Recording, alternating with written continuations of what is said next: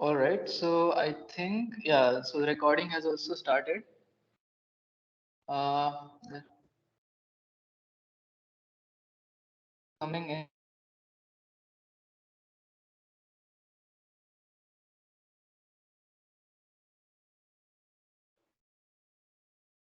Okay, okay. So, okay, I will start then. Fine.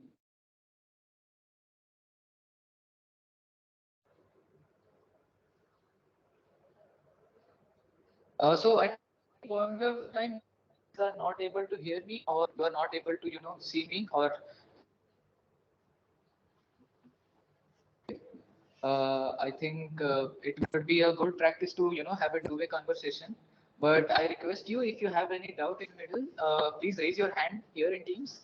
There is an option to raise your hand so that, we can address the doubts in a meaningful manner.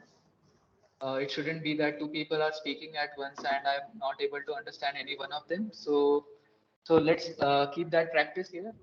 Let's maintain that practice. And yeah, I think okay. So let's get started. So I'm using two devices here. Okay, one is my laptop, which is just here to show you my video. Sorry, did you speak anything? Oh, my voice is breaking. Is it? Can anyone else also confirm if they are facing the same issue?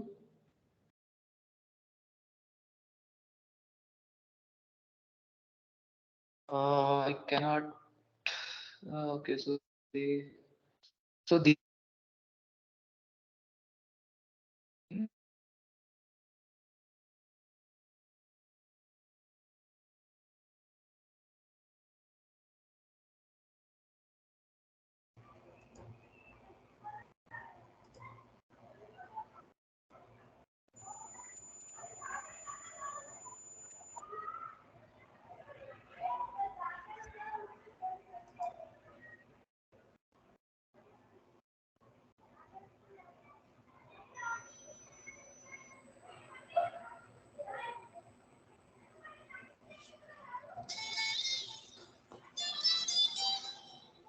Or not audible.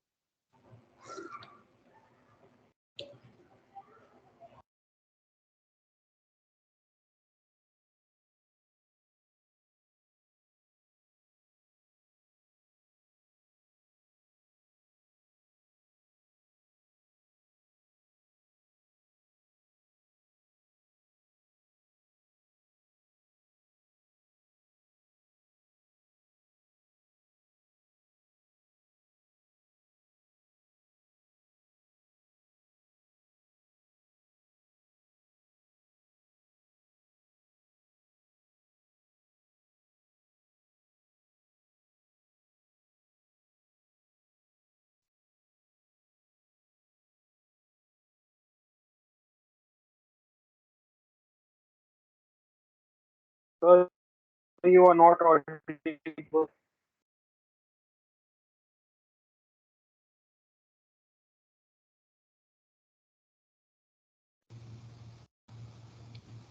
okay. So is my voice audible now?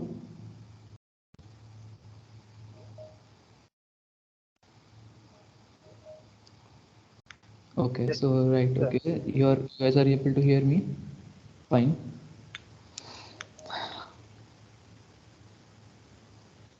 Okay. Okay, so okay, let me turn on my video. Okay. So let me know whenever you guys feel that okay. All right. So let me just share my screen and we will get started.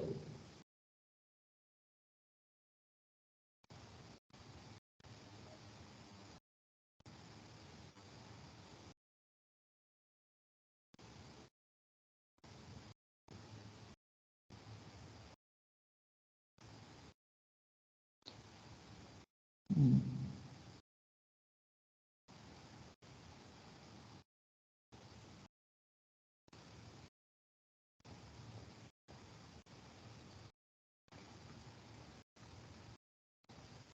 Okay, so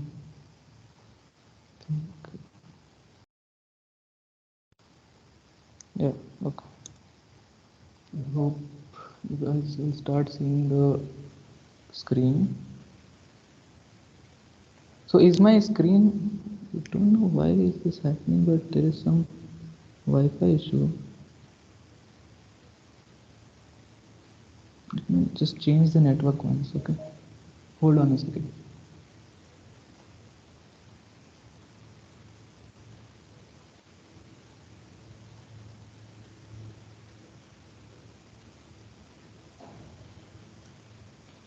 Okay.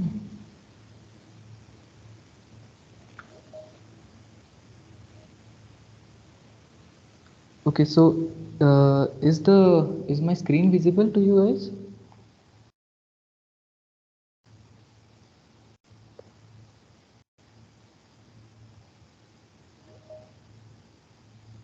No. Okay.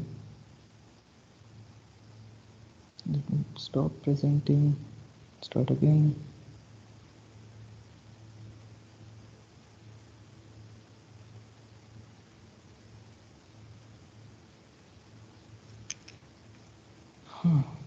Good.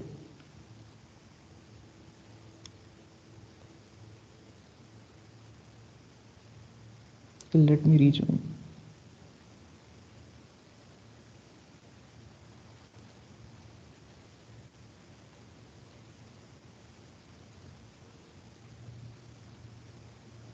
Okay. So now share screen. Start broadcast. Okay. I hope now it is visible. Okay. It is visible now, right? At least I can see my screen now. Okay. Thank God. Okay, so let's get started. So yeah, so as I said, if you have any doubts or any questions, just maybe raise your hand. We will progress it that way. Okay, okay, okay. Hello and welcome everyone. So let me introduce myself. My name is Piyush Tiwari, and I am a PhD scholar at IISc Bangalore. And right now I am doing my PhD here, and I will be TA for this course, Deep Learning, which is coordinated by IIT Roper. Okay.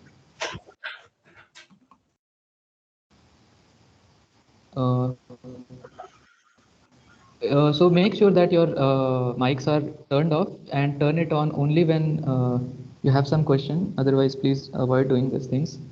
Okay. So this is the second week. So I thought, and I like sort of went over the syllabus, and I thought like, what are the things that we should cover. So I hope okay. So let me just get started. So the idea that I have thought of is that we will like sort of try to cover the concepts and then the questions. Okay, I mean we will see some concept, then we will see what are the questions that are related to it. Maybe the solve some previous week's assignment, and I mean we will proceed that way. Okay. If you have any suggestions, you can tell me. Otherwise, we will proceed like that. I think just solving the question is also, it is. I mean, it is not worth anything. It will be better if we, see what is the concept and then sort of see what are the questions and how they are related. Otherwise, just solving the question won't make any sense. Okay, so let's get started. So I saw on the NPTEL portal that there is a week zero assignment. That is kind of a practice assignment. So let us let me and I am not assuming anything from your background. So I am not assuming that that you are well aware of all the probability, linear algebra, and optimization sort of things. So we will so So okay, I mean we will see. We will try to solve week one assignments first, and then we will sorry week zero assignments first, and then we will when week zero won't take much time. We will quickly do it, and then we will sort of quickly see what week one questions are and what are the solutions of it and things like that. Okay, okay. So Raja Gopal, you have some question. Yeah. Please ask your Hi. question. Hi. Can you hear me? Yeah, Yeah. yeah, you are So, audible. yeah. So we have got multiple links of these live sessions, right? So, like for Yeah. example, today 6 to 8, and then 7 to 9 another session. So, is it like we Mm. have to attend? We can attend any one of those sessions in a week, or See, yeah, I mean it is up to you. Okay, there are three TAs: Anmol, Nihar, and myself. Mhm. So all of us. So as I said, right, we are not assuming anything about your background. I mean, you might be busy at some time. So we have sort of put three slots. Whichever time Okay. you are free, you can join that Mm. link. Okay, TA session. And yeah, I mean, it is up to you. You can also No. attend all three of them. So it's all up to you. Yeah.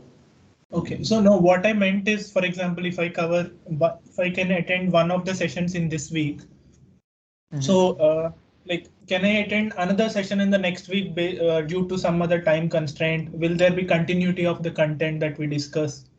Do you guys Okay. discuss among each other so that you cover the same content in all the sessions over a week or something like that? Yeah, right.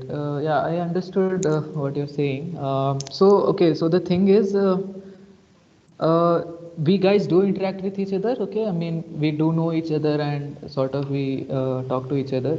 But specifically speaking, right, there might not be continuity as you asked. Okay, in the sense that we will each of us has our own flows. I mean, we each of us has modeled our ta Okay. sessions according to our what knowledge we have and how we think the ta session should go on. Okay. But yeah, I mean, it is not it might not be there might you might not find any continuity, so to say. But more Okay. or less, we do make sure that we will cover the uh, weekly assignments, previous week's assignment. Okay, Mhm. we do make sure of that, and in that sense, yeah, it will be continuous. But yeah, I mean, Okay. content wise, how we take the TA sessions, it might not be. Yeah. Okay. Okay. So, like, just so, for example, if we can pick one TA session and stick to that over the course period, right? At least that will be fine. Yeah, that is the most ideal thing. You can also, like attend two of them, and I mean, it's up to you. Yeah, you can do Okay. that. You Mhm. can also like एक पे attend, जब course clear Okay. Okay. तो Yeah. हर एक course पे 3 TA assign Yeah. उसी में सीखते थे And, so Anukul, are you trying to say something? um, no sir continue yeah. And Okay, uh, and I have one doubt in, I mean, subject matter doubt in week one's assignment. Can I ask that yeah. now? Yeah. Okay, So, yeah, okay. So, yeah. Okay. What I have thought is let's, complete the week one assignments, discuss the week's assignments first, okay. and in last 30 minutes or so, we will discuss the questions. Does that work for you? Yeah, sure. Fine. Sir, All I right. have a very, excuse me, Mr. Piyushji, I have a Yeah, simple yeah. question regarding from the Mm-hmm. class video which is happening. So I would like to present, there is one table basically in the week two video in which the X1, X2 and the bias was decided based on the XOR table, and then H1, H2, H3 and then W1. So can I present my that screen directly? Okay, okay, Yudhishthir, right? Okay, so Yes. so as I said, let us discuss the class doubts in last 30 minutes or so, right? Okay. Okay. Because most of the students, addressing the doubts individually might take time. Okay, and the main purpose of this tutorial is to, sort of go over the assignment questions of the previous week. All right. I think probably I'm getting confused and with some little information. It will be just take 1 or 2 minutes for you to resolve that issue. If you say, then I will Okay, so present. still, let's do it after we have discussed the week one questions. I insist on that because, yeah, that will not break the flow of the tutorials. We will maintain that flow per se. All right. Okay. Okay. Okay. So if someone has, uh, hasn't turned off their mic, I request you all to turn off your mics. That is very important. Okay. Otherwise, it will budge me as well as you. Okay. Uh, okay, so let's get started. So let us first, try to solve some basic questions from week zero. I think these are like very basic questions. So just for the sake of completeness, I am doing these questions. Otherwise, there is not even need to do these questions. Okay, people are still coming in. Let me admit them. Okay. So there was some questions on linear algebra, very basic ones, so to say. Okay. So there was one. So let me write those questions. So I will write these questions and sort of discuss them. That will be okay. So you have been given a matrix A, something like this: 1, 2, 0, 3, -1, 4. Okay, and you are asked to find A transpose A. This was one of the questions. Okay, so there's nothing fancy here. I am assuming that since you guys have taken deep learning course, you at least have some background in linear algebra. But nonetheless, let me just do it nonetheless. Okay, so It's okay, not so visible, sir. It's not visible. okay, so the okay, oh, the screen is not visible. Okay, let me just again try sharing it again. I don't know why it is happening. Start broadcast. So first day hiccups, okay.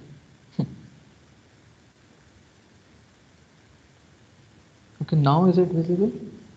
Yeah. Okay, so Yeah. you are asked to find A transpose A, and okay, so the way to calculate this is like quite straightforward. What do? You just first how to you know take the transpose of a matrix. So just try to reverse the rows and columns, the rows make rows as the columns, make columns the row. That's the idea. So let's say you have one here, you had three in the three below one, now you take it the side of one. Now you had two here, you -1 here, 0 here, 4 here. So this is A transpose, right? I hope this is like quite clear, because there is nothing involved here. And your A matrix is what you had here: 1, 3, 2, -1, 0, 4. Okay, now you have to just do a simple matrix multiplication. So A transpose A will be something like this: 1, 3, 2, -1, 0, 4. Okay, now you have 1, 3, 2, -1, 0, 4. This is what you have to do. One sanity check that you can always do to just make sure that you are not doing anything dumb is to check the dimensions of each of the matrix. So A transpose has a dimension 3 rows and 2 columns. This has a dimension of 2 rows and 3 columns, correct? Though whatever the matrix is, the answer is it should have this 2 get subsumed. It should have a dimension of 3 cross 3. You just make sure of that. If your final answer is 3 cross 3, probably it is correct. Okay, so what will be this matrix multiplication be? So you take one do a so simple matrix multiplication. This would be 1 into 1 plus 3 into 3. Yeah, this will be the first element. Now you have to calculate the second element, that would be 1 into 2 plus 3 into minus 1. Yeah, similarly 1 into 0 plus 3 into 4, and similarly we will kind of do this thing. So let me just write it like quickly. So that will be 2 minus 3, this will be 2 to the 4 minus minus plus 1, this will be 2 into 0 0 minus 4, yeah, 0 into 1 0 plus 4 3 are 12, this will be 0 to the 0 plus, so this will be minus 4 0 0 0 plus 16, yeah, and this will basically become what, 3 3 is a 9 plus 1 is 10, 2 2 minus 3 is minus 1, 4 3 are 12, okay, 2 minus 3 minus 1, 4 plus 1 5, minus 4 12, minus 4 16, okay. So I think this will be the answer, and you can see that the dimension is 3 cross 3. So that's just this is always one sanity check that I always do, to make sure that the dimensions are matching. Okay, so this was a simple question. So okay. Now you have some second question, that is you are given a matrix A, 1 2 4 minus 3, okay, and you are given a function f of x, which is what, x square plus 2x minus 11, right? Now you have to calculate, let's say f of a is what you are asked, okay. So what would be f of a? F of a is like a square plus 2a minus 11, right? But whenever you see this thing, your antenna should be up, and you should ask, does this expression even make sense? Because you can see, okay, a square will be a matrix, fine, 2a will be a matrix, all right, I can understand that, but 11 is a scalar, right? 11, just how does that even make sense? So let me just tell you that, okay, generally people don't assume this thing, but I mean, it is sort of assumed that it is not just 11, okay, it is 11 times I, where what is I? Okay, so let me write it. I is this matrix 1 0 0 1, so which we also call identity matrix, so to say, yeah. So, okay, I mean, hope this is clear. Now, basically, now there is nothing much to do. So you calculate each of these terms, okay? So you calculate a square, 2a, and these things. So what will be a square? A square will be 1 2 4 minus 3 into 1 2 4 minus 3, right? Again, do a sanity check, right? 2 cross 2, 2 cross 2. So your output matrix should be again a 2 cross 2 matrix, right? So let me just do this thing directly. I won't explain it now. So this will be 1 plus 4 to the 8, 9. 2 minus 6. 2 minus 6 is minus 4. Minus 4, yeah. 4 minus 12. 4 minus 12 is what? Minus 8. 4 to the 8 plus 9. 8 plus 9 is 17. So this is your a square. 2a is what? 2a will be just a scalar multiplication of 2 in this matrix. So you will just multiply each of its term with 2. So what will this become? 2 2 on the 2, 2 to the 4, 2 4 the 8, minus 2 into minus 3 will be minus 6.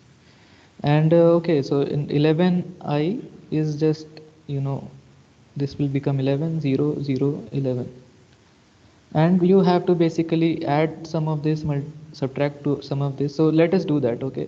9 plus 2 minus 11, right? So let us say what is f of a. So I hope you know that the operations will become now element wise, so we can just apply that here, okay. So 9 plus 2 minus 11 is what? 0. Minus 4 plus 4, so you have to this minus 4 plus 4 0, it is again 0, yeah. Minus 8 plus 8 0 is again 0. 17 minus 6 minus 11, 17 minus 6 is 11, 11 minus 11 is again 0.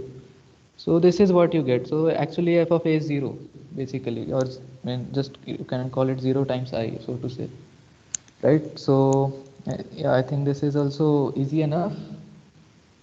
Okay, but nonetheless we did it just to make sure that you are on the same page, nothing is difficult. Okay, so coming to third question. Third question is what, you have two bins. Okay, let's say this is bin A and this is bin B. All right. In bin A you have 5 red balls. Okay, 5 red balls. You have 3. Okay, let me change the color. This is 3 blue balls. Okay. Uh, in bin B you have 3 red balls, 3 red, yeah, and you have 2 blue balls. This is bin B, and you are asked that one ball is drawn at random from each bin. Find the probability P that one is red and one is blue.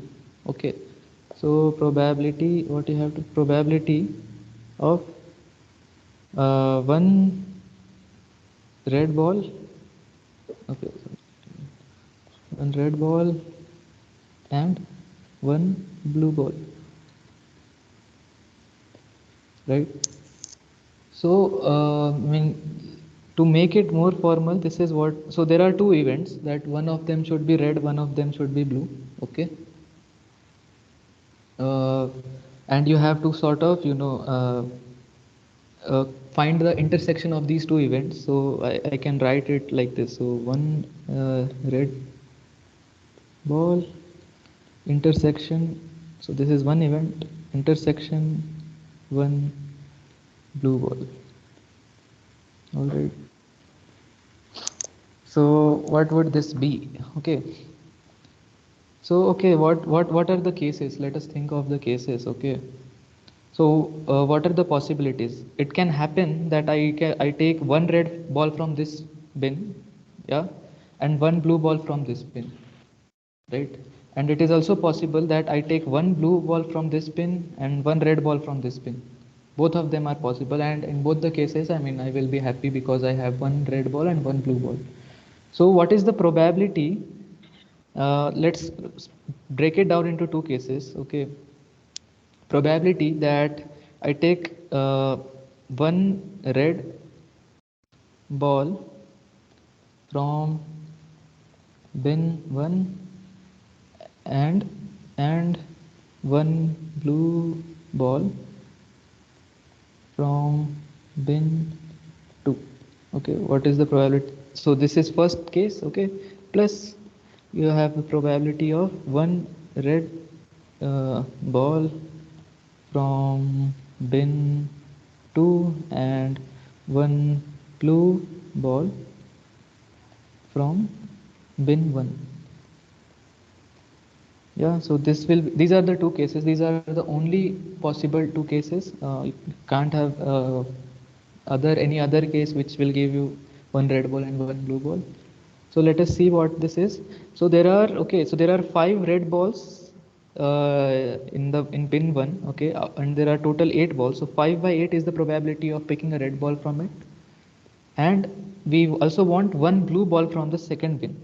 So the second bin has two blue balls, and the total number of balls is 8.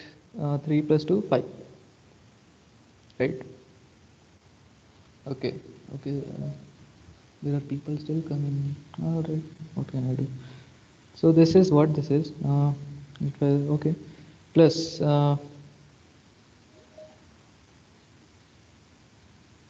then you have one red ball from bin 2, so that will be 3 by 5 plus sorry into one blue ball from bin 1, that will be 3 by 8. Yeah, and what will this become? 5 2s are 10, plus 3 3s are 9, by 8 5s are 40. Okay, so I think this will become 19 by 40. So yeah, so this would be the answer. Okay.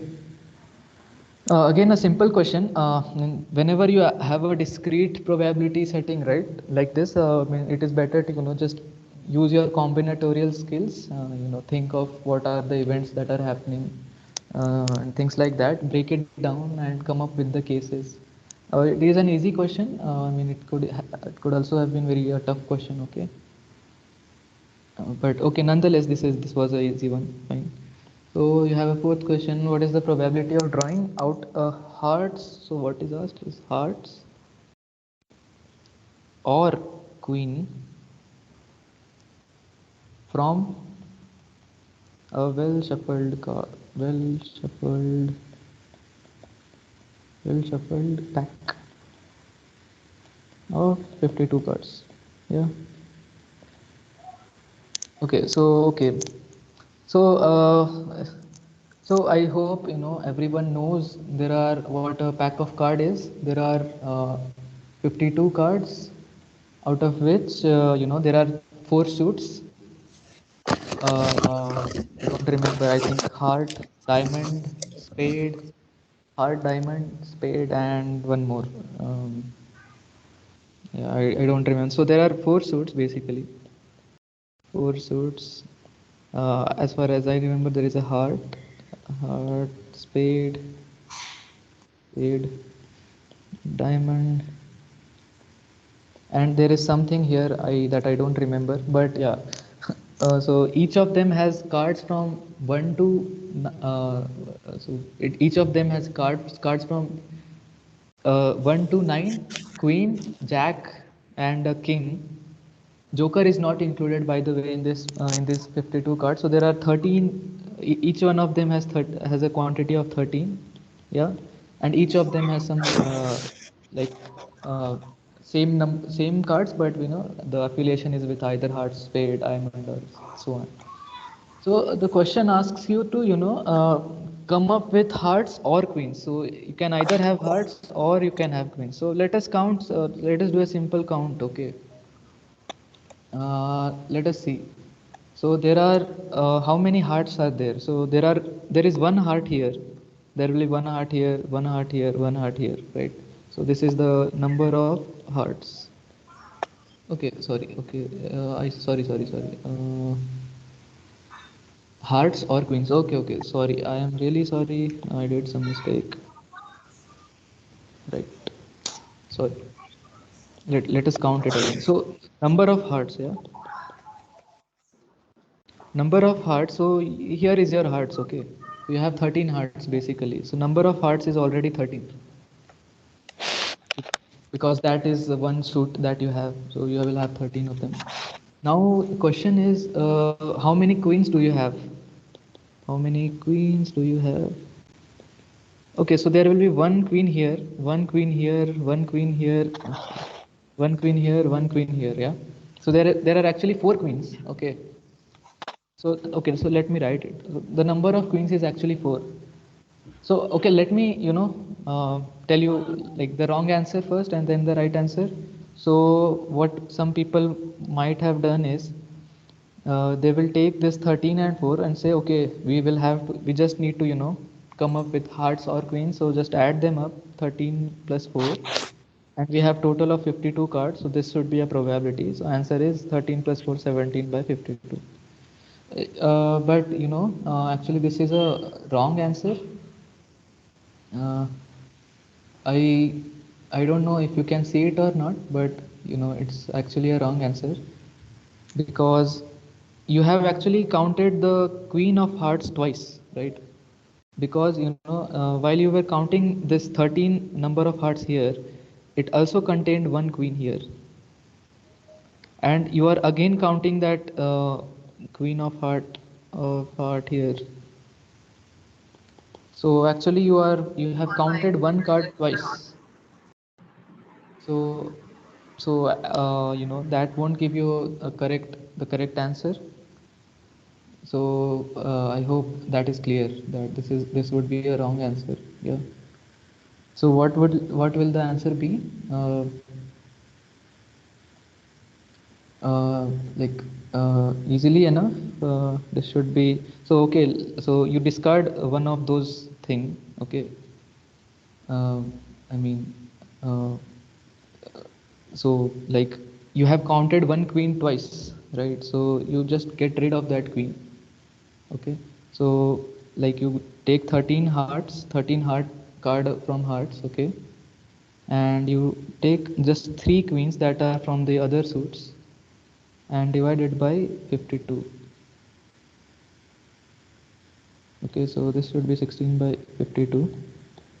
Okay, so and again a easy question, not just count, just a counting problem actually. Coming to the next question, you are given two vectors p and q. Okay, so people are still admitting. Come on. So okay, so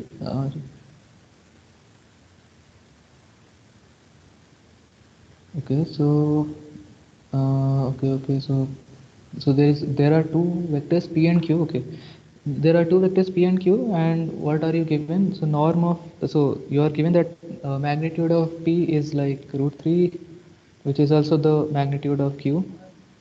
You are also given that p dot q is equal to 16 roots. Oh, sorry, it's root 6. It's not root 6. It's root 6. You have to find the angle between them. Yeah. So if you, so what does it say? That okay, you have two vectors. So there is a p vector. Okay, and there's a q vector. Let's say, let's call it q. The length of these vectors is root 3. So this is of length root 3, and this is the length of root 3, and their dot product is 6, root 6. Okay, so what does so I hope you know that dot product of a vector a dot b is what is actually equal to mod a mod b and cos times cos theta. Okay, where theta is the angle between these two vectors. So I mean, on similar lines, p dot q will be mod p times mod q times cos theta, right? Which will again become what? Root 6 into root 6.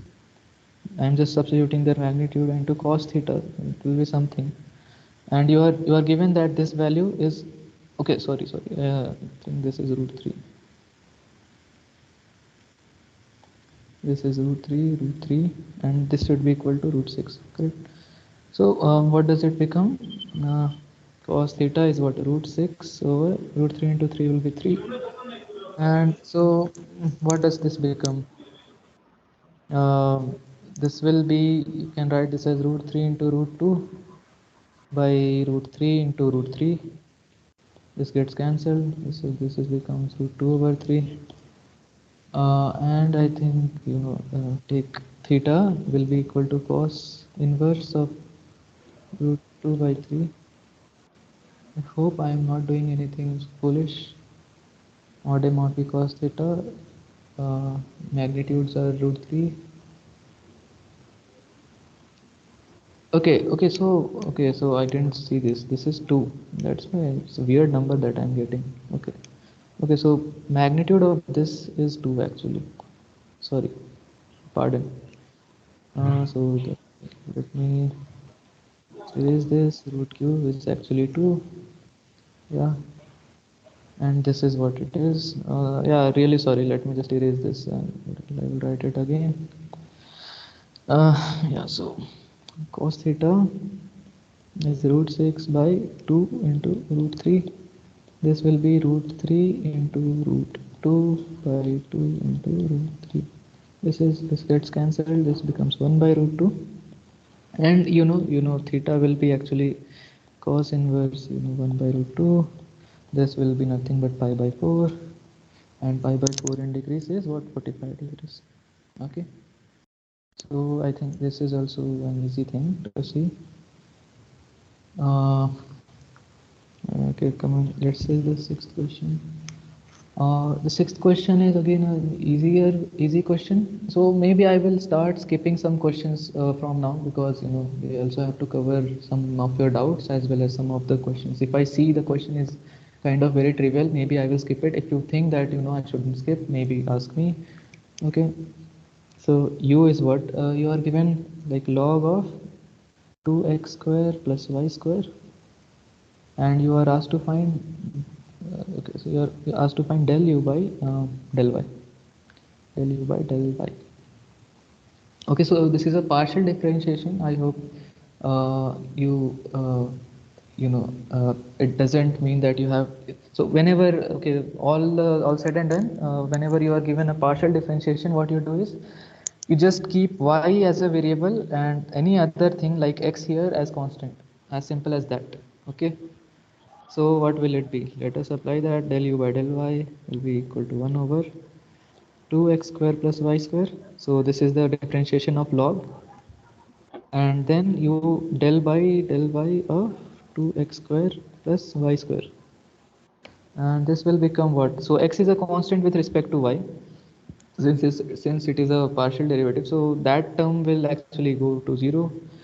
You differentiate y with y square with respect to y, you get 2y upon 2x square plus y square. So again, simple thing, not much to see there. So there is another question which asks for computing the determinant of A. I think I think it is again an easy question, so not much to see there. There is another, so I am skipping 7th. I'm just writing it easy enough. So any question that I think is very easy and you can just look it up, and there is nothing much to explain there, I will most probably skip that. Uh, Eighth question is again easy. We are given some y that is equal to 4x cube plus 1 by x. So people usually go for they say that this is f of x by g of x, and now they start differentiating with respect to x, and like they do something like this. They do f dash g minus g times, sorry, g dash f by g square, something like this. So you can go by this, but there is an easy thing to do here. So you can just do 4x square plus 1 by x, just divide it, this thing by x, and now you will see that dy by dx is quite easy to calculate, which will be 8x. So 1 by x differentiation is minus x square. No, so x raised to minus 2. Sorry, x raised to minus 2. Yeah. So again, just these questions are there to just massage your brain, because there is nothing there in it. Ninth question is about finding the rank of a matrix. Finding rank. Again, I think I will skip it. Finding rank, just look for what do you call it? Elimination. Elimination slash row echelon form. Just I hope you guys since you are taking this course, you have this much of background. Finding rank is again a very trivial task. You just need to see if any of the rows or something has so let's say if the third column is, just look for any column which you can write as linear combination of the other two columns. It's not a difficult task. It's a lengthy procedure though, because you have to, this row echelon, you have to eliminate every pivot and all those kinds of things. But yeah, no, just to avoid those things, I will skip it for now, because I think that is a bit trivial and will take some time. It is not worth spending time on it. Okay, so 10th question. What is the 10th question? Okay, someone is asking to get in. Okay, someone has taken care of it. Thank you, guys. So you are asked to, take this, find the summation. What is it? I is equal to 1 to 120. It is 4i minus 1. Okay.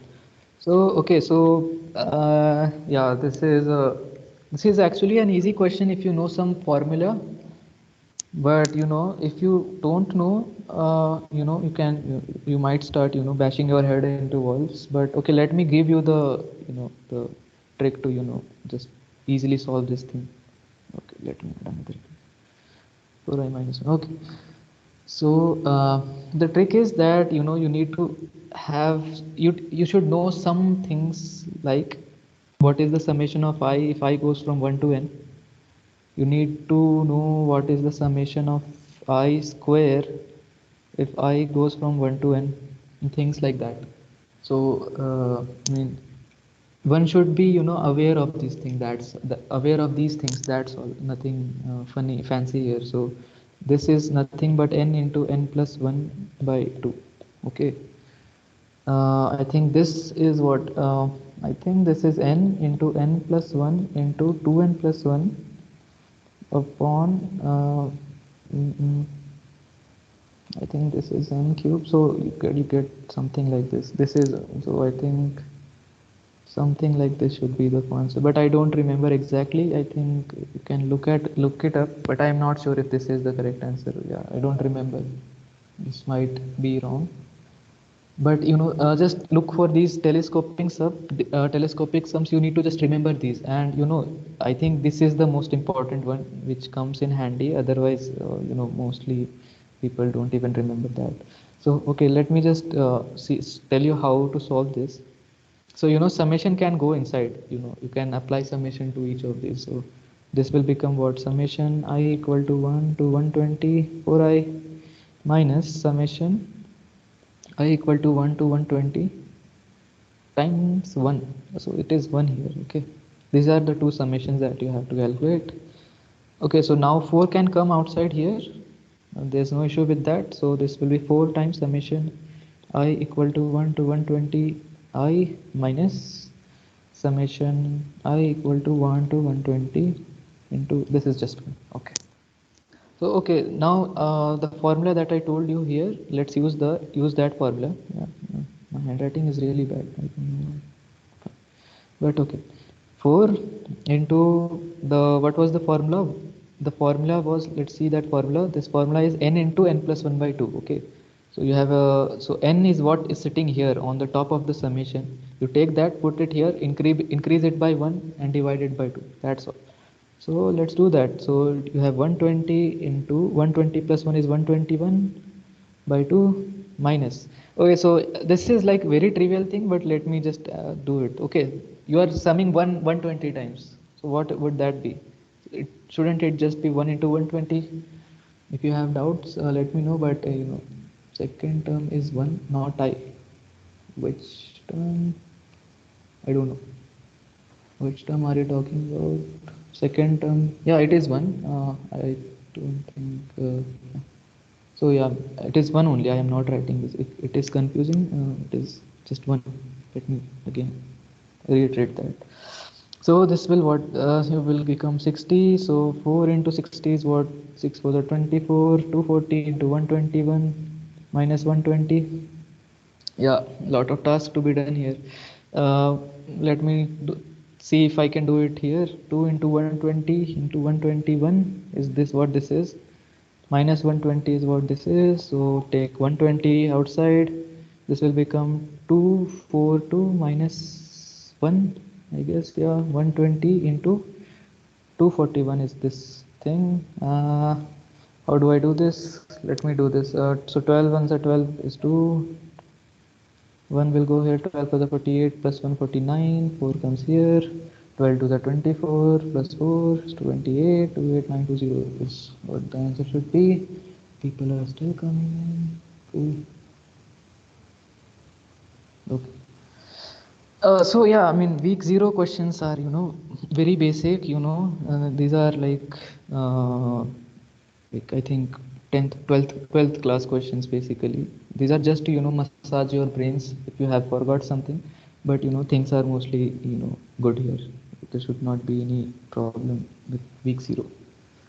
Okay, so let's come to, the tricky things that start after week 1. Uh, okay, so yeah, so there are, I think, 3 main things that are there to, look for in week 1. Okay, let me just write it here. So week 1 is what we are going to discuss now. Week 1 things are, things start to get, bit dizzy. Things get start to accelerate, and people usually start to feel things here from here on. Okay, so like to me, it seems there are only 3 main topics in week 1. 3 main topics. One is biological neurons. Biological neurons. Second thing is what do you call it? There is a McCulloch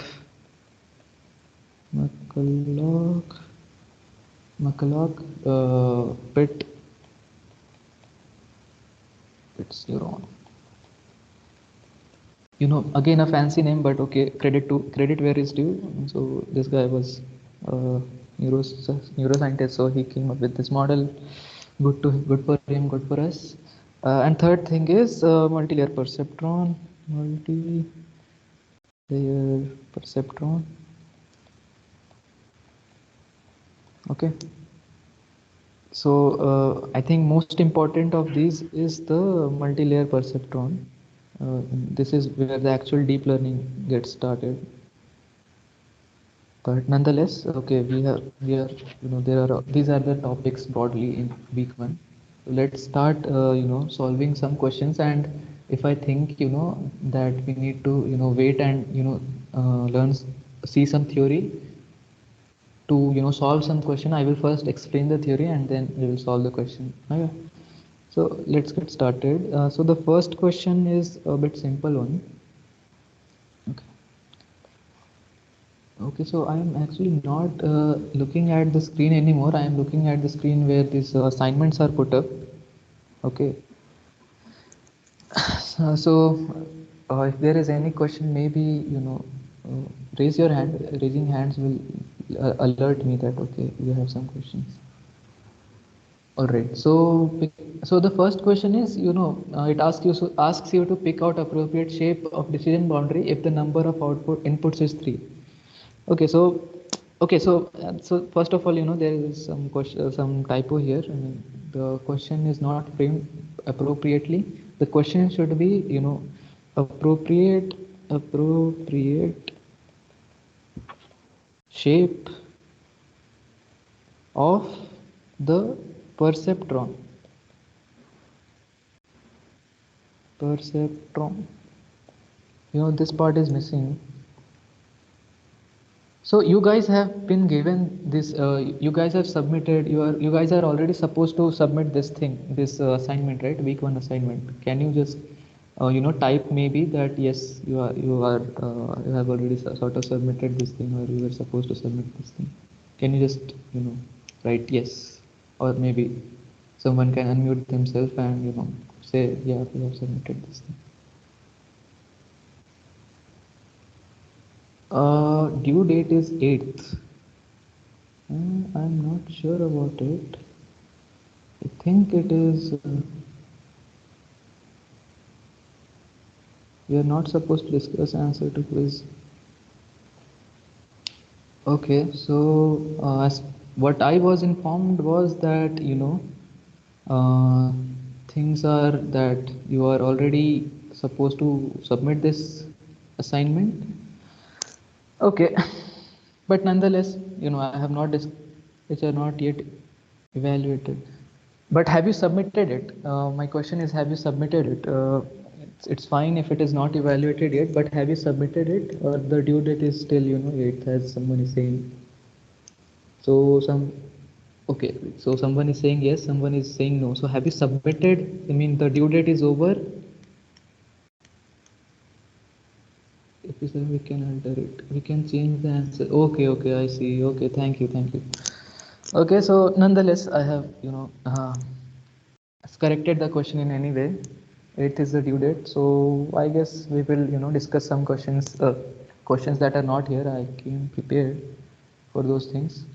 So can someone tell me whether this is your week one, or so I as far as I know, your sessions have started from 23rd of January, and 1 week is already done. So I don't know how you are not allowed to so can someone just clear me which week are you currently in? Is it week one?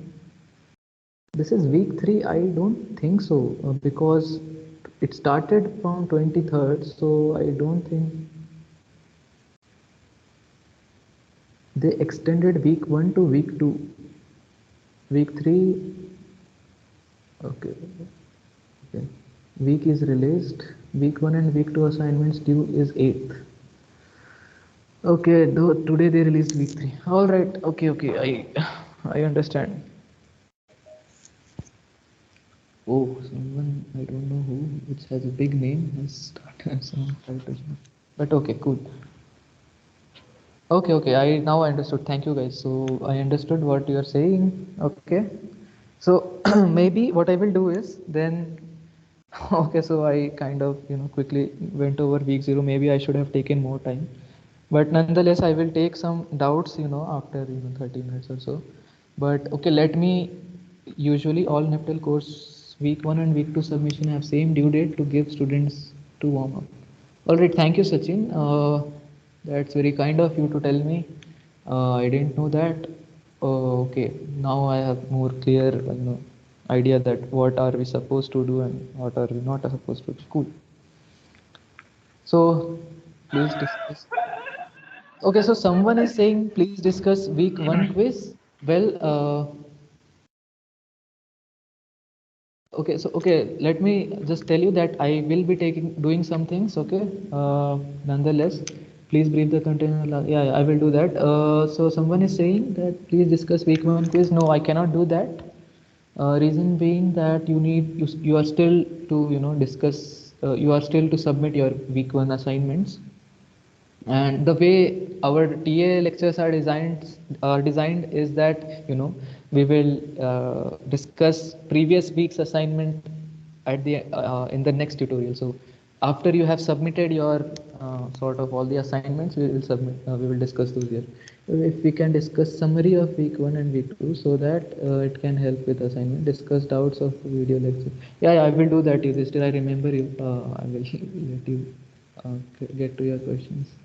So, okay, I mean, nonetheless, I think this was one thing that you should keep in mind while you answer the first question. Otherwise, the question doesn't make sense. Okay. Uh, okay, so let us go over a few things. Maybe let us start, discussing some things. So, I think I hope the most difficult thing that you found in. Can you suggest a good book for deep learning? I think Yoshua Bengio's book is, Young Goodfellow, Yoshua Bengio. These people are, they have a deep learning book that is a good book to start with, and you can get hang of it with that. Okay. Please, okay. I mean, uh, let us I hope that the most difficult part of week 1, so we will only discuss week 1 today. Okay, we will discuss week 2 next time. So that is the plan. Okay, someone is trying to speak something. Bhargav. Okay, Sai, you have raised your hand. Can you unmute yourself and speak up? Hi Piyush. Actually, as someone already asked, what if I tried to solve some problem, some question in an assignment one, but I could not find the answer correct there. So what should we do with Okay. this kind of? I don't know whether I am doing it wrong or I tried it a couple of ways, whatever I googled, but I could not match the answer there. It's a numerical example on Perceptron. Okay, so okay. Okay, so I think I am not allowed to, discuss the quiz questions here. Okay, but you can tell me your problem. Maybe I will try to, give you some hint if that works. Like I won't try to give you some hint. I will try to point out what is the concept that you should be looking for. Yeah, You that's know. what actually given some numerical points of x and y's. So basically, with an initial weight of 0, 0, how the perceptron learning will add the weights and biases after 2 iteration. So that is the question there. But whenever I try to solve, the answer is not matching. So my question was not really of this thing. But if we see this kind of errors, is there any way we can report them, or how do we know whether is the question options wrong? Okay, so as far as I know, none of the answers are wrong. Okay, Oh, okay, all the answers are correct. Okay. okay, Maybe you are doing something wrong. Something is, you are missing some point there. There are, normalizations that are involved in while running the perceptron algorithm. You know. okay. So let us. I think, as far as I know, all the answers are correct and there is no issue there. Yeah. So, Fine. okay, so, sorry. Yeah. Fine. Then let me retry Yeah, again. yeah. The question. Right. Yeah. Yeah, yeah. Thank you. Cool. Anyway, we will discuss these things next week, okay, in next TA session.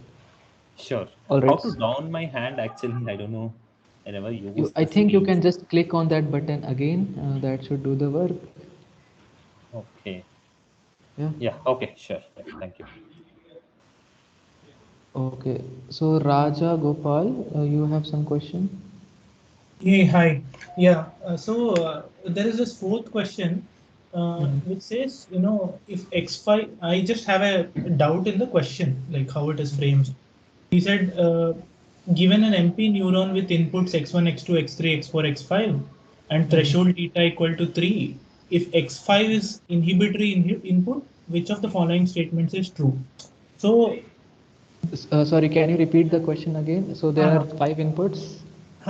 There are 5 inputs x1 to x5, and a Mhm. threshold theta equal to 3 is given, and it is mentioned that x5 is an inhibitory input. Okay, so Okay, so which of the following statements is Perceptron. true?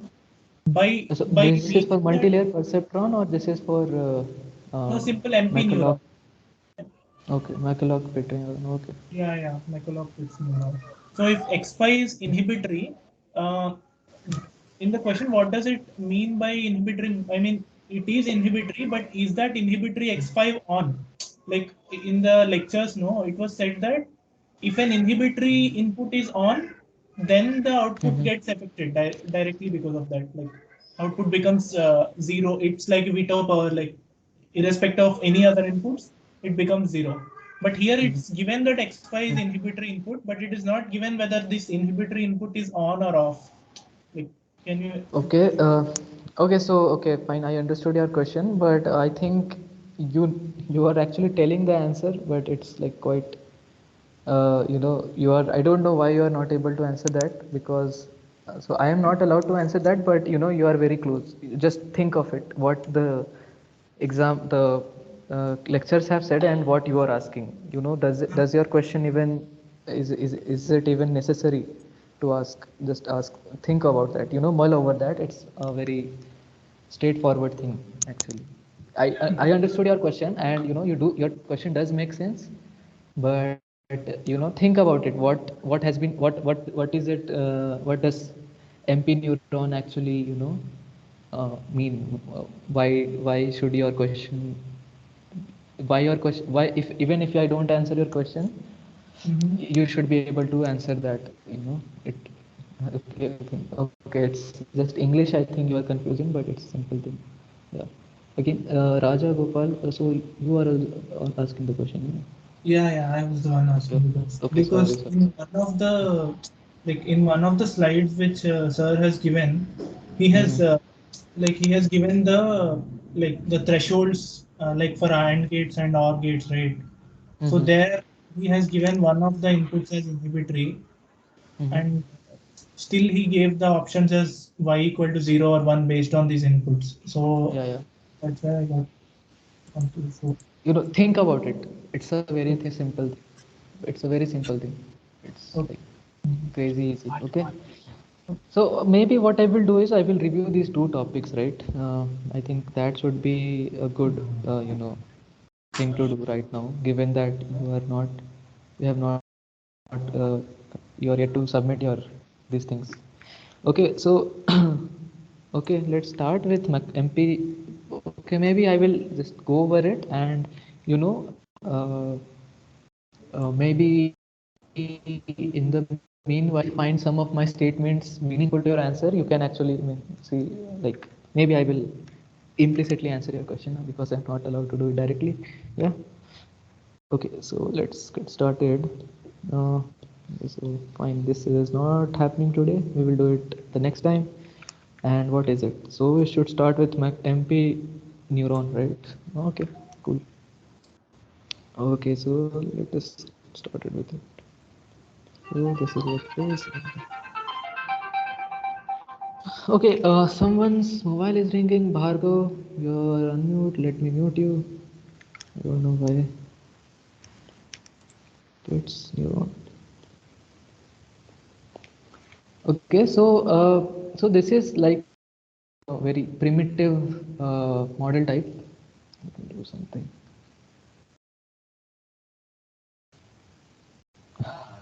So am I audible? I think I went there for some time. Okay.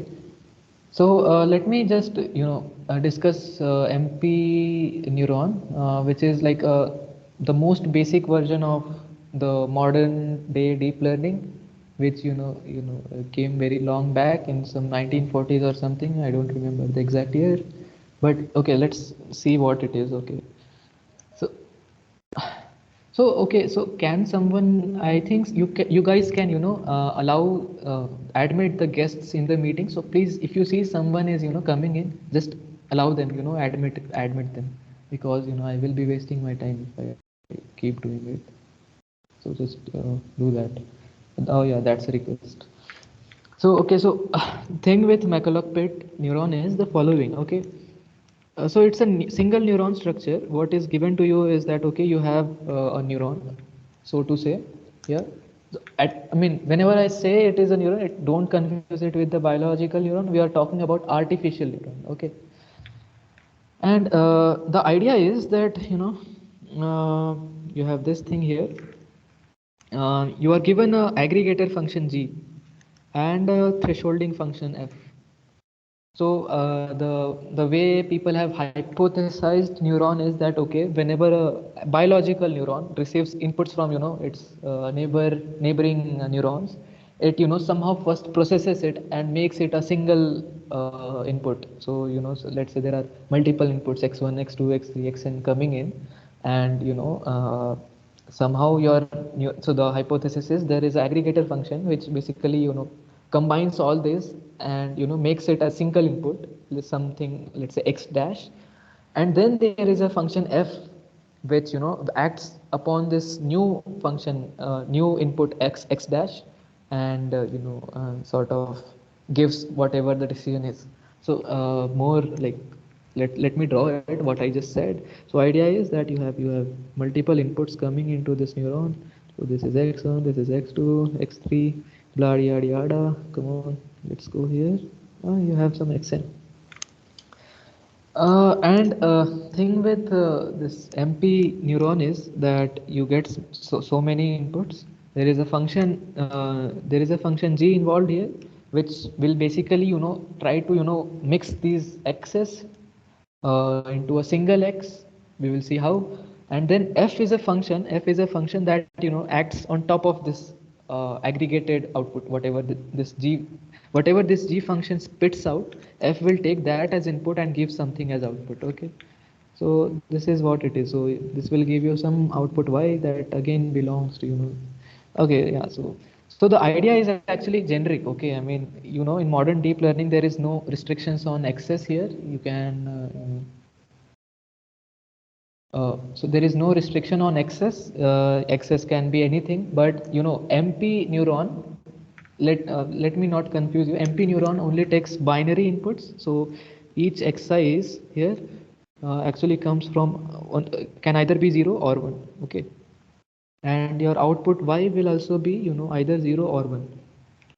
This is the idea. So this is about MP neuron. Let's be clear about it. This is about MP neuron. Later on, you will see like neural networks, neurons.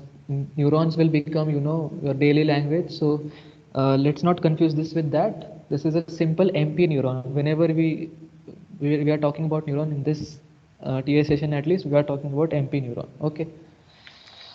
What is the idea? The idea is that there is a function g which takes x1, x2, yada yada yada, xn to as input, and and this is what people call g of capital X, so to say, because this is, you can actually represent x as a vector which has x1, x2 till xn, take transpose of it, so it is a row vector, so it's a column vector, not a row vector. And so MP neuron, so McCulloch actually said that okay, this aggregator function is this thing, what is summation of xi is I equal to 1 to n. So fairly a simple model, yeah, which basically says that take all the access that I have been given as input, just sum them up. So in some sense, you can say that in MP neuron, G is very strict. MP McCulloch said that okay, the summary of all this data is just its summation. That's all. But this need not be the case, as you might have seen in the multi-layer perceptron. So this is what it is, and there is another condition here that okay, let me like point it out in red.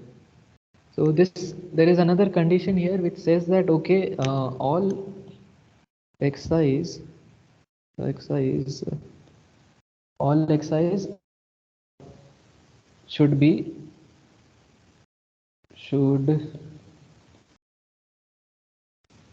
they should be excitatory. Okay, this is what it is said. So since McCulloch was he was a neuroscientist. Okay, so I mean he didn't.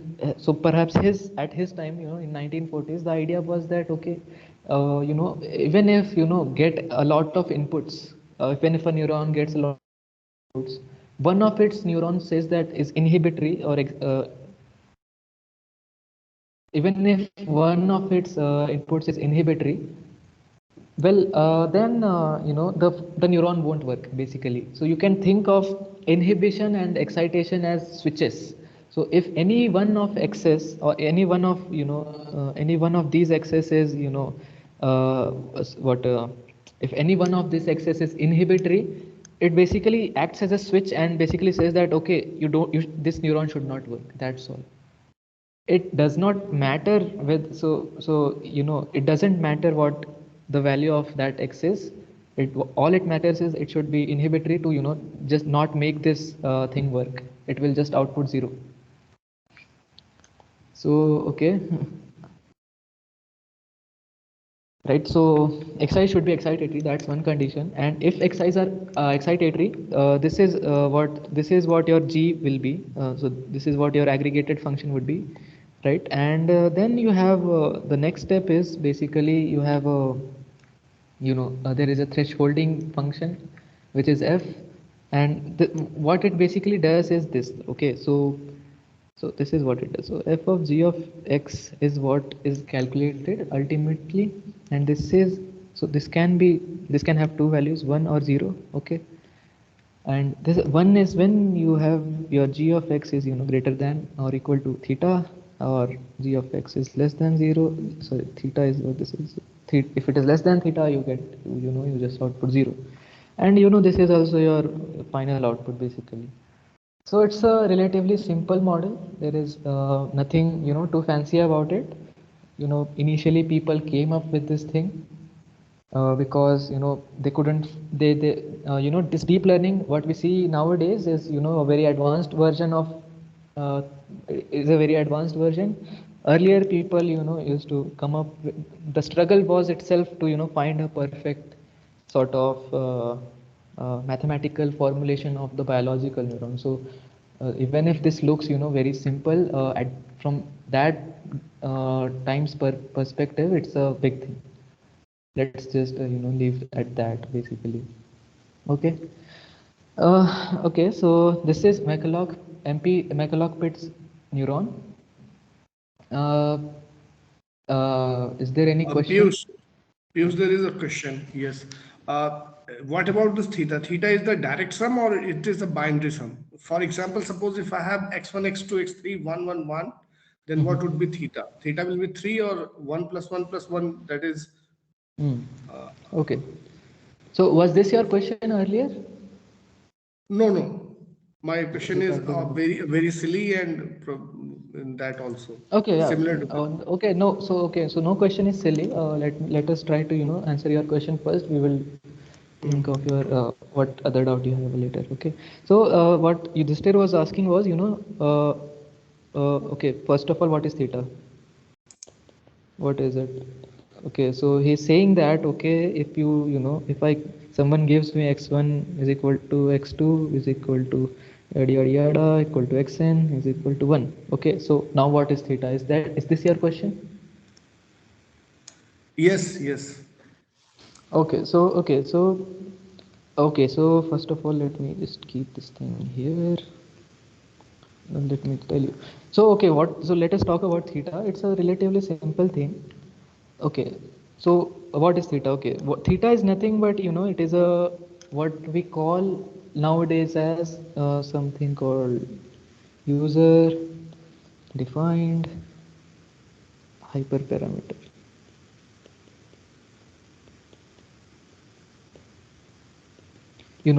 So okay, I mean the idea is that okay, theta is something that you decide. Okay, it is not something that your inputs will decide.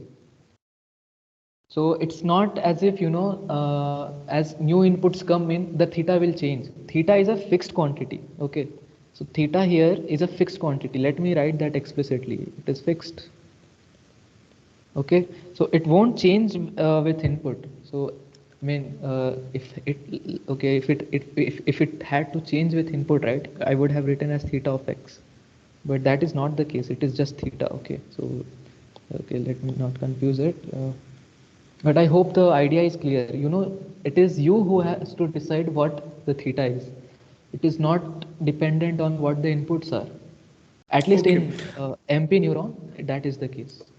Okay. I So hope. suppose if we are writing this McLaur's-Pitts neuron model for AND gate with the three inputs, Mhm. then how will we write? Suppose if the all three are one, then because Okay. I found a Okay, little okay. confusion in that video. Okay, so let me take one example. Maybe I will take what you said, AND function, is it? Okay. So let me take the example of an AND function. Okay, okay. So let us take the example AND function. Okay. Let us think of it. What is happening? What is not happening? Okay. So okay. So let me draw that thing again here. Yeah. You have something here. Uh, uh, uh, you have three inputs, x1, this is x2, this is x3, and you have to give some y as output. Okay, and okay, so there has to be. Let me just delete. Here is some things here. This is your theta is what it is. Okay, okay. So let's think about it. Okay. So I have been given the task of coming up with a MP neuron, which basically allows me to model an AND function where the number of inputs is 3. Okay, so okay, I will. So the first thing that I should do is I should look at the outputs, different outputs corresponding to different values of x size. Okay, so let me write that down. So let's say I have one input is x1, x2, and x3, right? Let us these are one thing.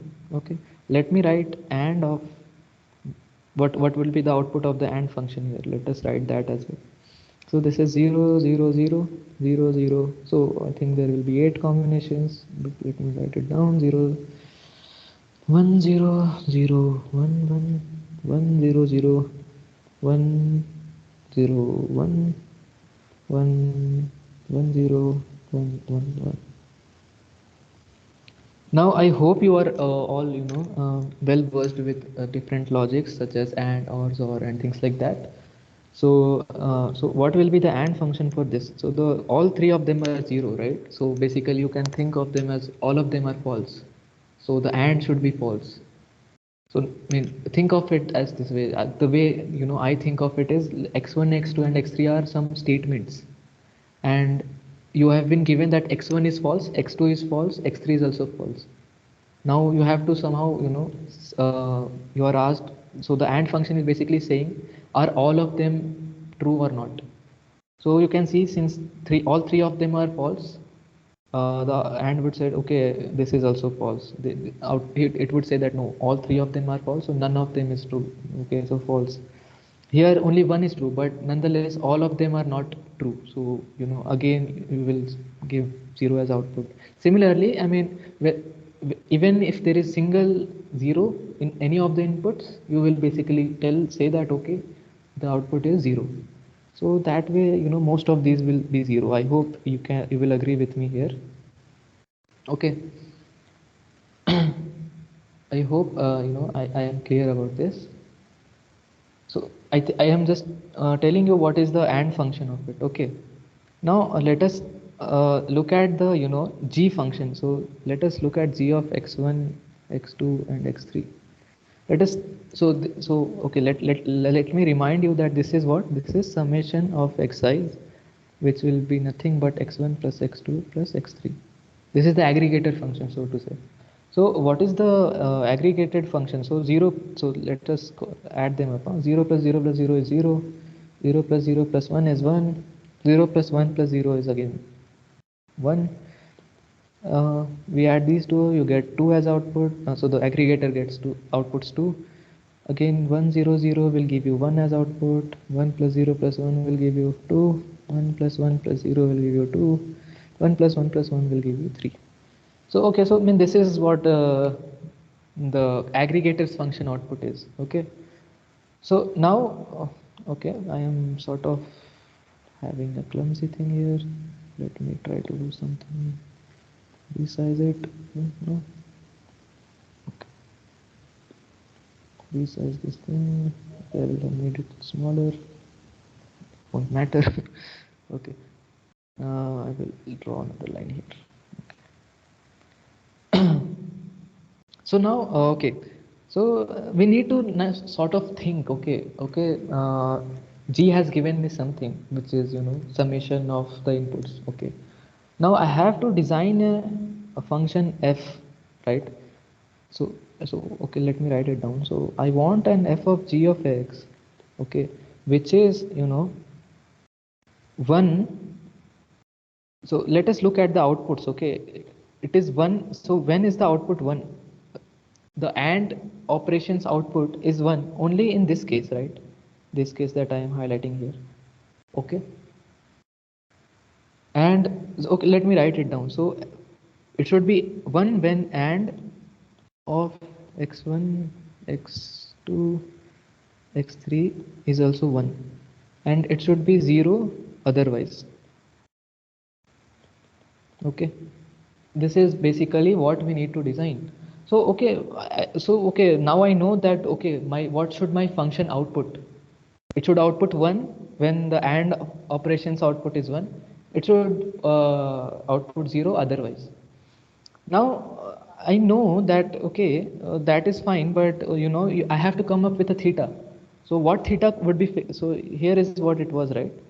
So I need to come up with a theta which is which will give me g of x is greater than equal to theta, g of x is less than theta. So now I know that okay,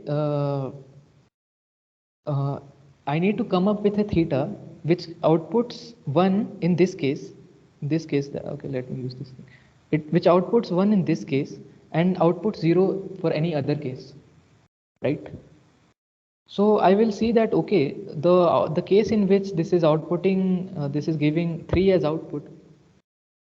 What is the value? So the case in which the g of x is supposed to be greater than something. What is the value of g of x? So the value of g of x is 3, right? So let me write it down. So I want a theta. So let us write the properties of theta that we desire. Okay. So we want 3 should be greater than equal to theta. Okay. Now what I want is okay. Let us look at the outputs for which g of x. So the AND operations output is 0. So if you see, these are the cases where so, okay. These are the cases where the output should be 0. So I think you will agree that for this case, okay, you will have 0 g of x. Okay, let me write g of x, which is equal to 0, should be less than theta, right? I mean, this is what this is. I am just writing this explicitly here. This what is it? G of x, which is equal to 1, is less than theta. Again, this thing will be the same as this one. I won't write it. This is again g of x, which is equal to 2, should be less than theta. Here you have something above, which is again 1. And again 2, 2. So I think, so the three cases that I have are these ones, right? These things. So I need my 0 should be less than theta, 1 should be less than theta, 2 should be less than theta. So now, I mean, any theta that satisfies this property is okay for me. I hope you will agree with me that any theta which satisfies these properties is good enough for me. So, I mean, what could be such a theta? Okay, I mean, let us think about it. Let me just copy this, cut this, I will paste it here. Okay, this is the properties that I desire. Let us think of some thetas. Which theta makes sense? Okay, so okay, will theta equal to 4 make sense? Will this make sense? Actually, no. I think theta equals to 3 will be the answer, because there is a equality sign also that Yeah, should be so greater that or is what I equals am to. saying. So yeah, so right. So theta equals to 4 won't work. Why? Because it will violate this case, right? So theta equal to 4. So okay, so you need 3 less than equal to 4. Is this correct? So no, this is not correct. So theta equal to 4 won't work. So will theta equal to 2 work? Is this a appropriate choice? Let us think about it. So which condition will be violated now? So so we know that uh, yeah, so we know that 2 should be less than theta, right? But now theta is equal to 2. So well, 2 is not less than 2. A number cannot be less than itself. It can be equal. So 2 is, which is not correct, right? I mean, this is not correct, because 2 is equal to 2 actually. So I mean, how can I use that, right? So I mean, after a lot, you can actually, I mean, I'm just elaborating a lot, but you can clearly see that theta equal to 3 actually works. It will satisfy everything, because let us look at it. So 3 is less than, should be greater than equal to theta, which is now 3. So does that work? Yeah, because there is an equality involved here as well. So okay, I'm fine with it. Okay. Thank you so much, Piyushi. You explained in a very well way. I think you did best one. Thank you. Okay. But okay, yeah. Okay, thanks. But let us look at some more examples. I mean, will theta equal to 2.5 work? Let us look at that. Will this work? Let us No, have a it look will at not. it. It will not work, because Are you sure? once we will reach to the third condition, the sum is 3. So if it is 2.5, then in even the last case, it will not make it 1. The output will not Okay. become 1. Okay, let us look at it. Okay, let us verify all the conditions. Okay, so theta should be greater than equal to 3 should be greater than equal to theta, which is now 2.5. Is this statement correct? Yeah, I think this is correct, because 3 is greater than 2.5. Yeah. Now let us look at the second condition, 0 less than theta, which is now 2.5. Will this work? Yeah, I think 0 is since less than 2.5, this will also work. Now comes the third part, which says that okay, 1 should be less than theta, which is equal to 2.5. Oh, again, this also works. So now we have 2, which is less than theta, which is equal to 2.5.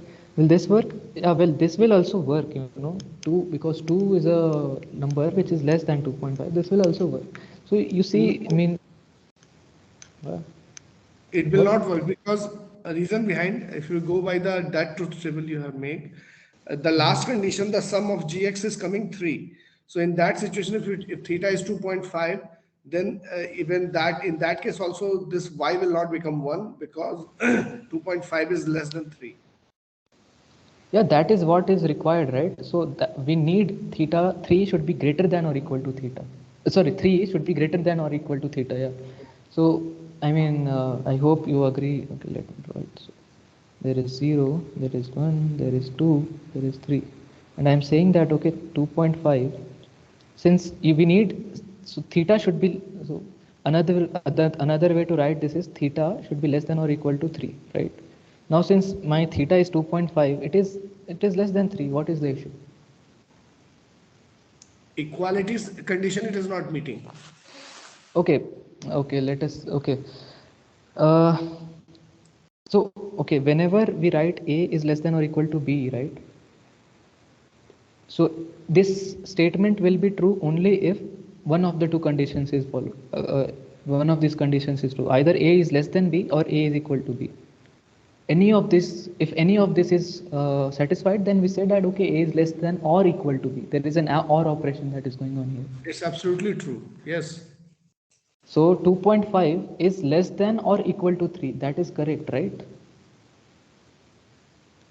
It is not equal to, I agree with you, but it is less than. So anyway the or operation will go through. There won't be an issue.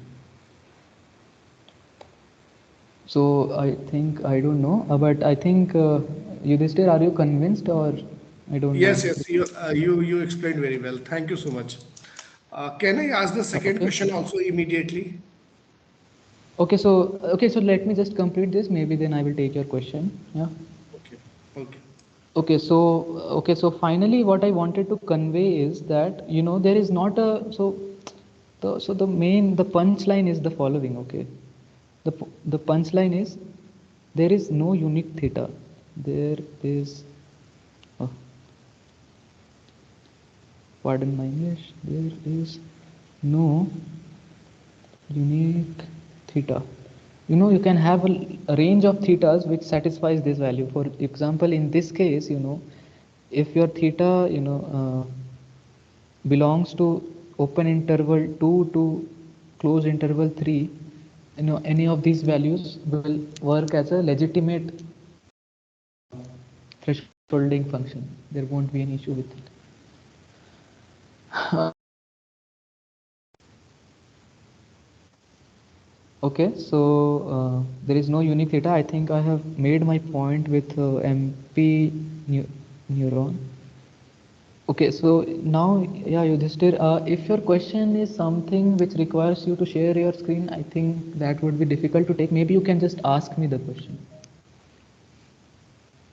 Is that okay? I mean, if you can just ask me the question, what your question is. Just a minute, just a minute. Actually, in the week 2, if we'll go by the lecture, the week 2 from spring Okay, to winter so AI. is your question related to week 2? Yes, Yeah, week yeah. 2. So I mean, the way I have planned this tutorial is week 0 and week 1. I mean, there was nothing really in week 0, but the idea was basically to cover week 1 stuff today. So I have I have designed it that way. I have not seen week 2 materials yet. What is there, because I was not ready for that. But still you can ask your question. What your question is broadly. Maybe I will think about it and let you know what the answer should be in the next tutorial. But yeah, nonetheless, go ahead and ask your question. Okay. It is a simple model was created in the video lecture. I can, if you will give me it is simply forming a truth table kind of thing where a perceptron network has been formed. Okay. And in that perceptron network, there were the two inputs, and to represent that network, one hidden layer was formed with the four perceptrons. Okay. And that perceptrons were having +1 and -1 weight. Initial input, first input to the that perceptron weights were considered as the +1 and the -1, and then their outputs were considered as the H1, H2, H3, H4 from each of the perceptron, and then further the weights were considered as a W1, W2, W3, W4. And then the value of H1, H2, H3 was getting decided just to implement the XOR function. So in XOR function, if the input is 0, 0, then output will be 0. Yeah. So to show that the H1 was made equals to 1. So I was basically understanding that one, but actually I was going by the exact mathematical that if we are making the sum of sigma Wi xi, then how this will how this H1 will become 1? That is my question. Okay, there was a lot of those things, but I mean, if I understood your question correctly, there is I some. can show you. I can show you in just one screenshot I have already taken from there. I can show you if you permit me or allow me. Okay, We let can. us maybe do it after the tutorial. That would be better because during the tutorial, I don't want to, because this is getting recorded and sort of will get Okay, uploaded. So fine, it's fine, better fine, to fine. do it Thank you. offline. Thank you. So, okay, so we still have like about half an hour. So I think I have covered MP neuron in like great depth, more than what is required. But I hope I have answered many of your questions as well. Someone was asking about inhibitory neurons and those things. So I think if you listen to me carefully, I have answered that. Yes. Okay, there were some questions regarding thetas. So what would be the values of theta? I have taken this example, and I think this example should be good enough for you to make what do you call you know solve other problems. Okay, so let's go towards the the hard stuff. So okay, I know that most of the people uh, yeah, most of the people that get stuck in week one is because of what is called as multilayer perceptron. Okay, I think it's not multilayer yet, it's just perceptron algorithm.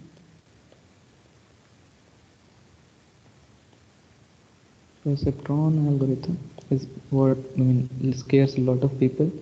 So okay, so the algorithm is kind of very simple to interpret.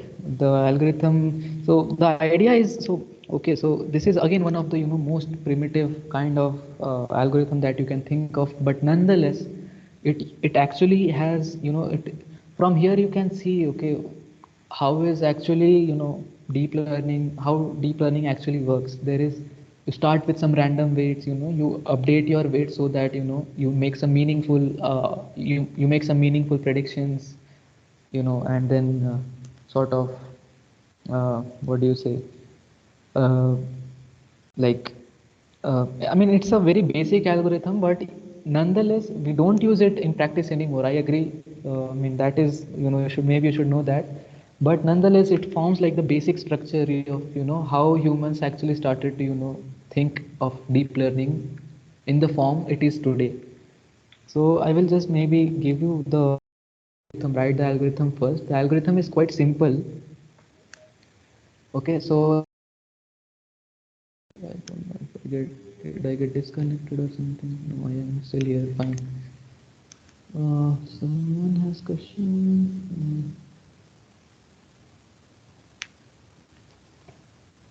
Okay, Deepak has asked, sir, please repeat what it means by there is no unique theta. Okay, so Deepak, what I meant to say is that there are, you can see, right, when I took theta equal to 3, in this case, it worked perfectly okay. But I mean, someone can ask you, right? Okay, why should I take theta equal to 3? Is there something special about this theta, the value 3? The answer is, well, no. I mean, I can take any value of theta which satisfies these conditions. That is the only thing that I need to ensure. I hope that point is clear. It can be that the theta that satisfies all these conditions is a unique theta. It is possible, okay. But we can see that, okay, theta equal to 2.5 also worked well, okay. And in general, any theta that will belong to this range, you can check it out, maybe do it as a homework or something. But any theta that belongs to this range will work equally fine, and you will be able to, you can actually verify that these thetas will actually be able to satisfy these conditions. So yeah, that is what I meant. I mean, there is no unique theta. It is not a completely correct sentence, because maybe the more appropriate sentence is any theta that satisfies these conditions will be correct. That is what I meant to say. Nothing else. Okay. So let me just check how many participants are still here. I don't know. I am teaching it for the first time. So okay, there are 25 people. Okay, sir. Okay, fine. Okay, so okay, now coming to person. Okay, we have 20 minutes. I think we can cover it here. I mean, if you have questions, so you can say. But okay, so the perceptron algorithm is following.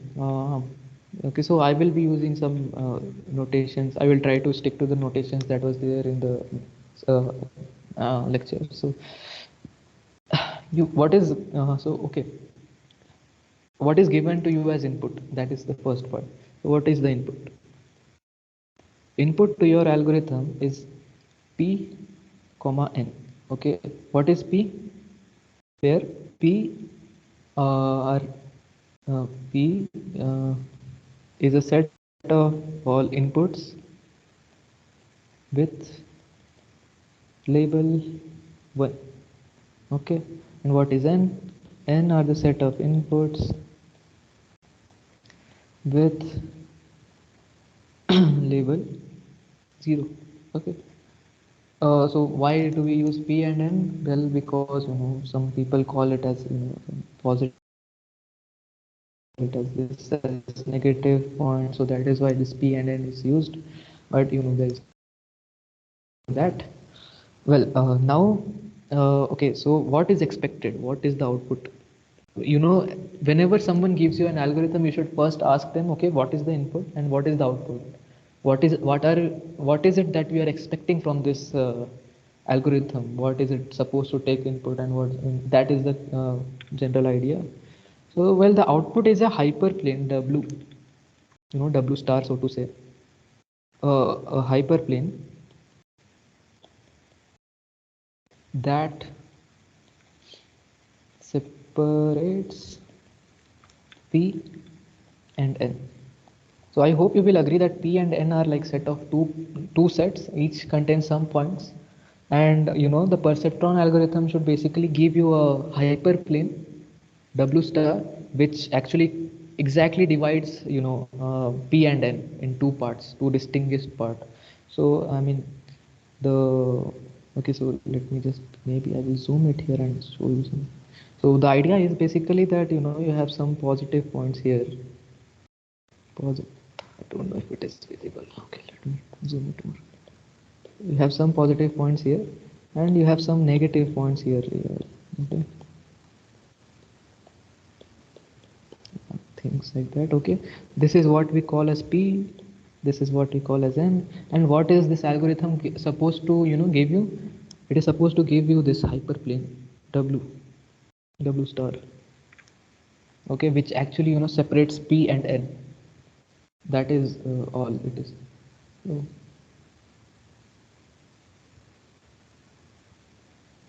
okay, someone has asked me to, sir, if one of the input is given as inhibitory, then will the output be always 0 or depends on another input value? Well, as I said, yeah, it will always be 0. If it is a inhibitory neuron, it won't depend on what the values of other. As I said, it is like a switch. If any of the input is inhibitory, the switch closes and it gives you 0 as default output. Okay. Okay, so I think that is pretty clear. Maybe look at the lectures once again. That is like their things are like more clear there. Well, okay, getting back to what I was saying. So okay, I mean, like another thing to keep in mind when you are doing this is that okay, there is no unique W star. Okay, I mean, you can see that this. Okay, oh, damn it. This maybe. Will it work? Yeah, this worked.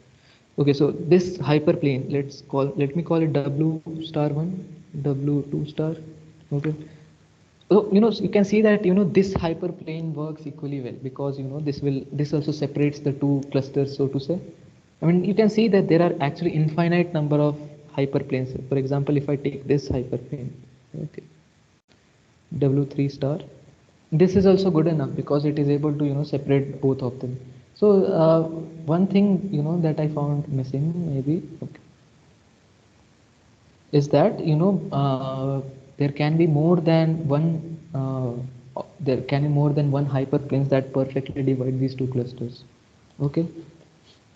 Okay, so I think having said that, okay, let us look at this thing. Okay, so how does the algorithm proceed?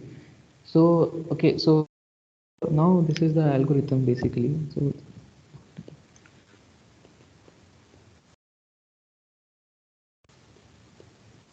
Okay, so the algorithm, what it says is that, okay, the first step is, initialize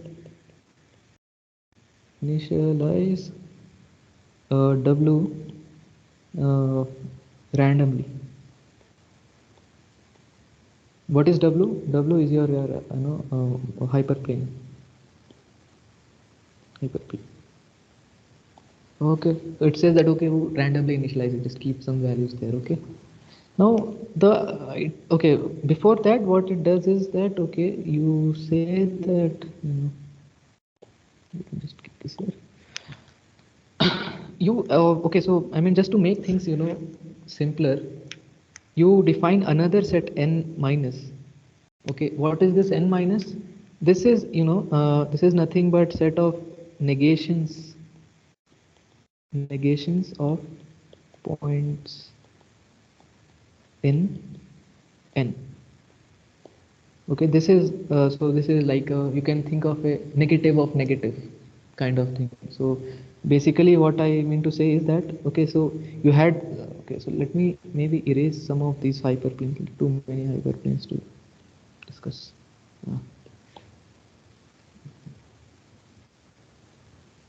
Okay, you have this thing, you have, oh, this is still a big one. Okay, this is the hyperplane. Okay, so the idea is basically, you have these negative points here. These are the negative points here that you have. Okay, so the idea is basically, can you just like take negation of it and take a reflection about this hyperplane and make this point come here. Similarly, do a negation and make this point come here. Similarly here. So basically, reflection of these points, so that all the points that you saw here are now here. Minus what you are saying. So I mean, I hope you agree that once you have made this these points n minus, you have created this set n minus. N minus is on the same side as those of the positive points p, and hence it suffices to create a hyperplane which classifies both p and n as a same assign same let's say it assigns same value to both the points in p as well as the points in n minus. Okay, I hope that is clear. So I mean, so the algorithm is pretty simple. So let me write that in red color. So while there's a while loop that is going on here. Okay, while not converged, do what you do, tick or sample p. So you take some p that comes from p dash. Okay, so yeah, so I had to define a p dash. So okay, so p dash is what? P dash is nothing but p union n minus. So in some sense here we are saying that all these points that we have taken here, right? Okay. This is so all these points that we have taken here, we are calling that as p dash. We are calling these as p dash. So all the negated points, and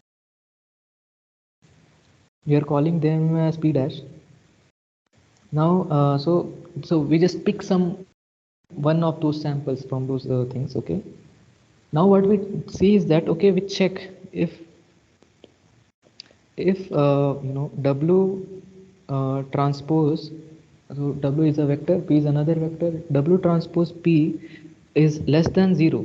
Okay, so if so ideally all those points in p should be predicted as 1, but you come up with you see some p which actually it's your algorithm says that, okay, no boss, this is actually 0.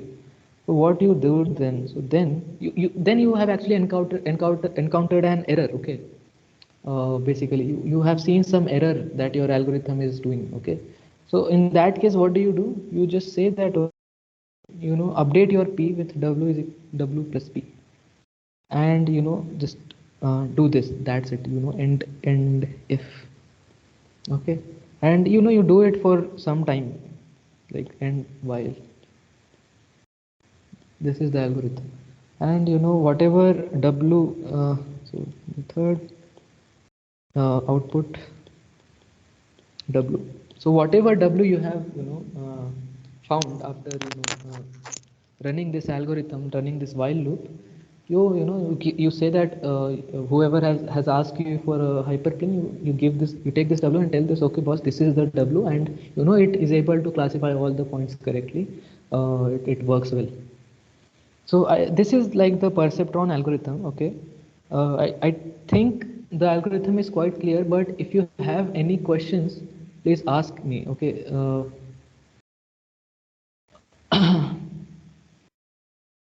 Okay.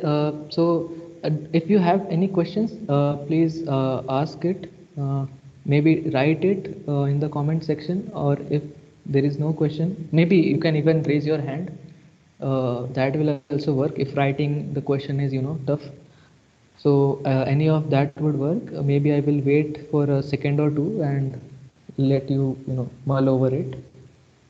So okay, let me know. Okay, so I cannot see any raised hand or any comments. So maybe I will move forward perhaps. Okay. So I am supposed to end at 8. Okay, so it's still 8 minutes to 8. Okay. So maybe we will discuss, or else maybe if you have some doubt from parts that I had already covered, you can ask that as well. Okay. Okay, so none of them are there. So okay, maybe I will follow through, see what happens. Okay. Yeah. Okay, so so this is the like the perceptron algorithm that I just told you. Now coming to the okay, so what are the conditions on input, so to say? So like, can I input anything to this perceptron algorithm, or is there some condition to it, or what?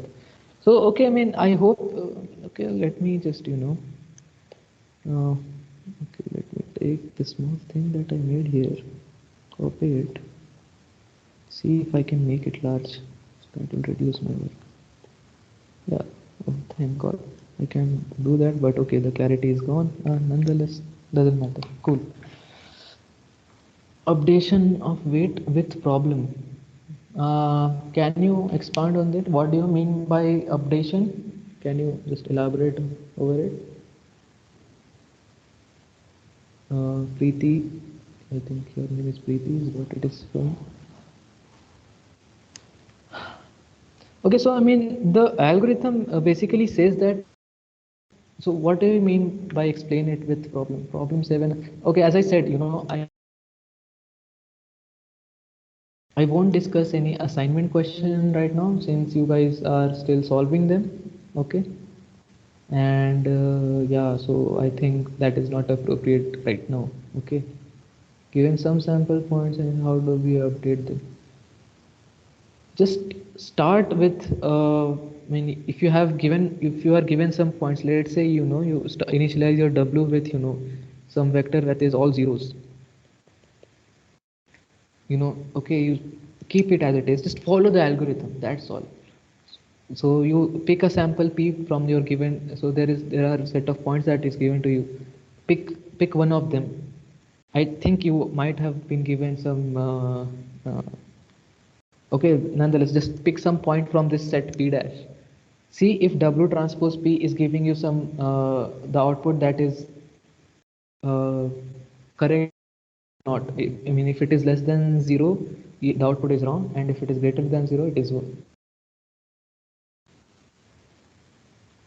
So just follow the algorithm. I would suggest since this is a assignment question and those things, I will, and also solving a numerical in just 5 minutes would be a tedious task. So if there is any conceptual question, maybe you can ask that.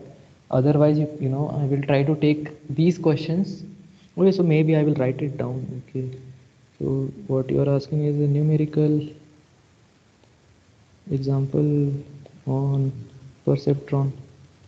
But trust me, I think there is nothing conceptual in doing this kind of problems that you are saying. It is just follow the algorithm what it is, and you should be able to get your answers. So the reason you might not be getting the correct answer is most probably because you have made some mistake. So yeah, just have a look at the question and I think it should work.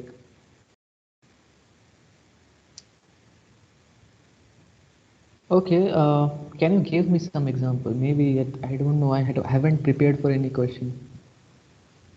Someone is asking suggest name for book to study basics. So perhaps you can look at. There are several books. Okay, I mean there is Ian Goodfellow, Joshua Bengio, and Cornwell's book on deep learning. That is also a good book. There is a deep learning. There is a machine learning book by Bishop, Christopher Bishop. That is an equally good problem. So that is an equally good book, more detailed, robust book. There is a Kevin Murphy's book, Probabilistic Machine Learning. That is also that you can work. So there are several books. There are a lot of books that you can refer to. But I think Ian Goodfellow's book is good enough. I think you can stick to that. Yeah, I think yeah, that is it. So maybe next time I will take an example on, let's say, perceptron. Okay. I forgot what I wanted to say after that. Why did I make this thing so big? I think we are also out of time now. Okay. If you guys don't have any conceptual question, okay, we can. I will stop the recording and maybe take some questions offline, as Yudhishthir was asking for some question. We will do that. But if not, if there is nothing else, maybe you can we can stop this thing right now. So please, if you have any questions, conceptual question, okay. I don't think that I will be able to take a numerical example as few of you are asking. Perhaps I should have taken it earlier. Could have given me some example. I would have solved it. But nonetheless, since it is an assignment question, it is better to try. And this is all for learning. Don't think of it as kind of I won't get grades or something. Don't look at these courses from that perspective. It is better to just solve these questions on your own, I would say. Yeah. Yeah. Yeah, I mean, just take a positive attitude and solve. Don't ask me to solve these questions in the tutorial session. That would be unfair, and someone can fire me off this TA duty because of it. So okay, let's just be safe with our jobs. Okay, so I think since end date we can discuss. Yeah, thanks Abhin for understanding. Okay, I think I will okay now stop the recording. So this is the point till where you will be able to see the TAL access. It is, I think we had started, I think roughly around 6. We have ended this at 8. I don't know why, but somehow it is showing that we are doing this meeting for 2 hours 15 minutes, but yeah, I don't know why. All right. Nonetheless, thank you guys. Okay, so let me just clarify. This was my first time doing this thing. I hope if you can give me some feedback, that would be good. Otherwise, I will be happy to take some questions after this recording. But yeah. So this was my first time, so lot of hiccups here at start. But okay, I think we will, as we move forward, it will be good enough. Okay. Okay, so I am stopping the recording now. Thank you. Okay.